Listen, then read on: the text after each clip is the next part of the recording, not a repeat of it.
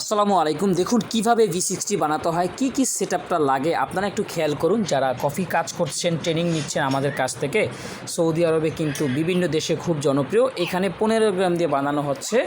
Medium fine grind সাইজটা হবে কিছুটা দানা দানা, এবং পানি দিবে 230 ml অ্যাট 93 ডিগ্রি সেলসিয়াস তাপমাত্রায় থাকবে গরম পানিটা। প্রথমে এটাকে ওয়েট স্কেলটাকে 0 করে নিতে হবে। আপনি যখন প্রথম পানি দিবেন সুন্দর করে ঘুরিয়ে 40 থেকে 50 গ্রাম পানি দিবেন প্রথমবারে।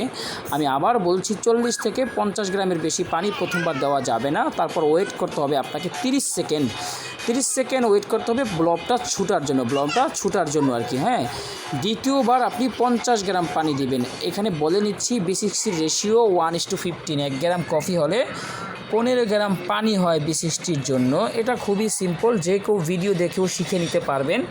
B60 কফিটা ঠান্ডাও হয় গরমও হয়। প্রতিবার পানি দেওয়ার মাঝখানে আপনি 30 সেকেন্ড করে ওয়েট করেন, তাহলেই হয় আর কি।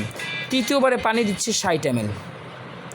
যদি আপনি 18 গ্রাম কফি থাকে তাহলে আপনি 270 গ্রাম দিলেন। 20 গ্রাম কফি হলে আপনি 300 গ্রাম গরম পানি দিলেন। 10 গ্রাম কফি হলে আপনি 150 গ্রাম গরম পানি দিবেন। 15 গ্রাম কফি হলে আপনি 225 গ্রাম দিলেন, অথবা 230 গ্রাম, ওইটা কোনো ম্যাটার করে না। চতুর্থবার আপনি 80 গ্রাম পানি দিলেন। এইভাবে করে আপনি 4টা ধাপে পানিটা দিয়ে B60 কফিটা কিন্তু সুন্দরভাবে বানাতে পারেন। বিদেশের মাটিতে, ইউরোপ সহ বিভিন্ন দেশে এই V60 কফিটা অধিক জনপ্রিয়।